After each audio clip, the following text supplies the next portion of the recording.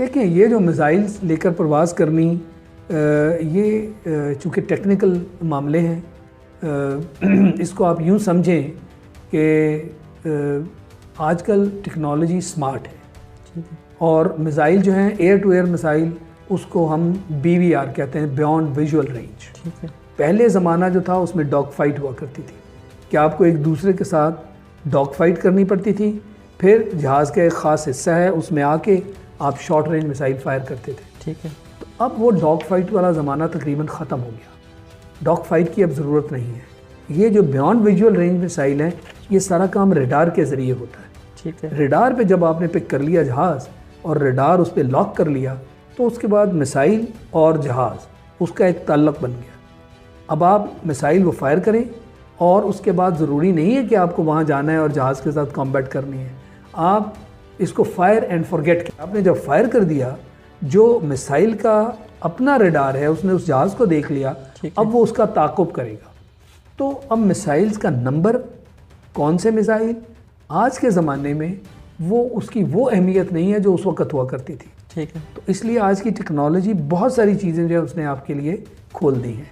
इसी तरह जो आपके वेपन एयर टू ग्राउंड हैं, ये तो एयर टू एयर मिसाइल है ना। एयर टू ग्राउंड हमने 4 टारगेट उनके इंगेज किए थे ना, और चारों टारगेट हमने बताया, और एक इनसिग्निफिकेंट टारगेट जो इतना इम्पॉर्टेंट नहीं था, जिससे इतनी तबाही नहीं होनी थी, उनको हमने अटैक किया। मगर हमने दिखाया कि हम इन टारगेट्स को अटैक करते तो बहुत बड़ी तबाही होती, और हम इस काबिल थे, हमने लॉक किया था।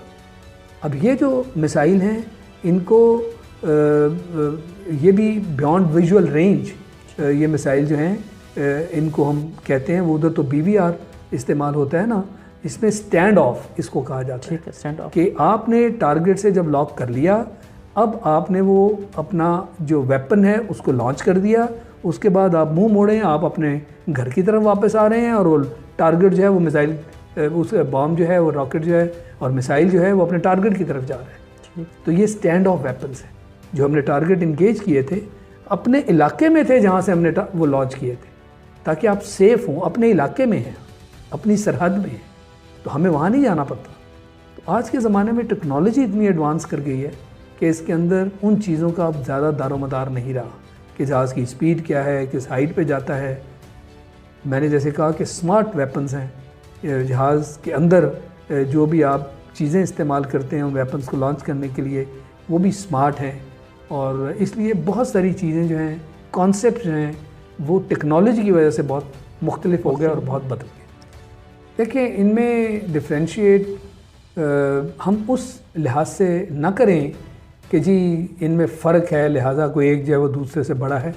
होता ये है कि जब भी आप 4th जनरेशन जहाज़ों की बात करते हैं तो 19-20 का फ़र्क आप ज़्यादा से ज़्यादा कह सकते हैं। ठीक है। और कुछ हिस्से होते हैं जिसमें एक जहाज़ को फ़ौक़ियत होती है, कुछ हिस्से हैं जिसमें दूसरे को फ़ौक़ियत है। अब ये टैक्टिक्स का हिस्सा है कि जब भी मुझे कहीं पिच किया जाए दुश्मन के जहाज़ के अगेंस्ट, तो मुझे पता हो कि मैं जिस जहाज़ से फ़ाइट कर रहा हूँ उसकी स्ट्रेंथ क्या है और उसकी वीकनेस क्या है।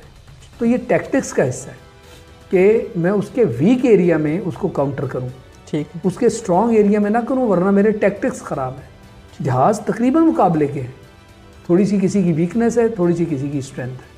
अब ये देखें ना, जो अभिनंदन आया था, यानी एक MiG-21 जैसा जहाज़ जो कि फ्लाइंग कॉफिन है, और उसको वो लेके उस इलाके में आ गया जहाँ JF-17 है और F-16 है, तो क्या उसको माफ़ किया जा सकता था? ऐसे ही है। तो हमें तो खुशी हुई कि अगर ये आपके टैक्टिक्स हैं और ये आपकी सोच है, तो फिर आपके साथ यही होना चाहिए। दुनिया भर ने देखा भी है फिर। और बिल्कुल देखा, बिल्कुल देखा।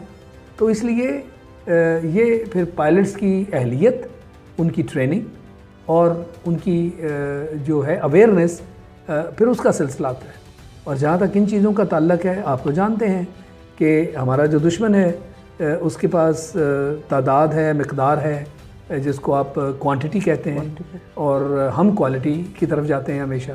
पहले ही दिन जब आप एकेडमी में जाते हैं तो आपको बता दिया जाता है कि आपका जिस दुश्मन से मुकाबला है वो आपसे मिक़दार में या असले की जो तादाद है उसमें आपसे बड़ा है, उसके पास क्वांटिटी है, मगर उससे घबराएं ना। हमने हमें मालूम भी फिर पैदा किए हैं, ऐसे ही है। हमने यानी इस नाम के और इतने सारे जो लोग हमने पैदा किए उनको उनकी जो ट्रेनिंग है जिस एतबार से हुई उसमें यही चीज़ है कि क्वालिटी के एतबार से आपने सुपीरियर होना है, और यही वजह है कि हमने हमेशा अपना ध्यान क्वालिटी पे दिया। और उसके साथ कुदरती बात है जज्बा ईमानी है, जो जज्बा है, जो आपकी ट्रेनिंग है, जिस तरह से आपको ज़हनी तौर पर तैयार किया जाता है, तो वो वहाँ तो उन जज्बात आप उसके करीब भी नहीं हैं। वो तो आज भी मूर्तियों से कहते हैं कि हमारा जहाज़ आया है, इसको आशीर्वाद चाहिए कि ये जहाज़ अब अच्छी तरह से लड़ाई करे और क्या करे। वो मूर्तियाँ क्या जहाज़ों से लड़ाई कराएंगी? ऐसे ही ये हमारा जज्बा है कि जिसमें हम जान अपनी हथेली पर रख के मैदान में कूदते हैं, और हमें ये शौक़ होता है कि हम अपने मुल्क की खातिर अगर इसमें काम आ जाएं तो ये हमारी कामयाबी है। हमारे लिए जान जो है वो कोई डर वाला मामला नहीं है, वो हमारा शौक़ है, वो हमारे लिए फ़ख्र का बायस है। ये वो चीज़ है जो उनमें दूर दूर तक नहीं है। इसीलिए हम कहते हैं कि it is the man behind the gun and not the gun. वो इस तरह हुआ कि जब वक्त आया कि पहले तो ये कि हम सुपर 7 से JF-17 पे कैसे पहुँचे। एक वक्त आया जब हमने ये कहा कि जी जब तक हम इसको सुपर 7 कहते रहेंगे तो हम तो वो F7 ही का रेफरेंस लेंगे ना, कि उससे इसको बेहतर बनाना है। तो F7 पुराना जहाज़ है, अब पुराने जहाज़ से इसको किस हद तक बेहतर बनाएंगे। इस माइंडसेट को बदलने के लिए सबसे पहले हमने कहा कि ये अब सुपर 7 तो है, मगर हम इसका नाम बदलें। जब नाम बदलने की बारी आई तो उस वक़्त मुख्तलिफ़ नाम जो हैं हमने आपस में डिस्कशन करके जब देखे तो उसमें मुझे एक स्लॉट नज़र आया F-17, यानी F-16 भी बन चुका था, अमेरिका ने F-18 भी बनाया था, दरमियान में F-17 मिसिंग था। हमने F-17 क्यों नाम रखा कि हम F-16 से एक स्टेप ऊपर अपने आप को जाहिर करना चाह रहे हैं, और ये हकीकत भी ऐसी है, हम उससे एक स्टेप ऊपर हैं, इसलिए हमने इसको F-17 कहा। तो जब हमने ये अपने जो चीनी हमारे पार्टनर्स हैं उनसे बातचीत की तो उन्होंने ये मशवरा दिया कि इसके साथ J भी लगा दें। J से मुराद जॉइंट, तो JF से मुराद F से है बनता है फाइटर, जॉइंट फाइटर 17।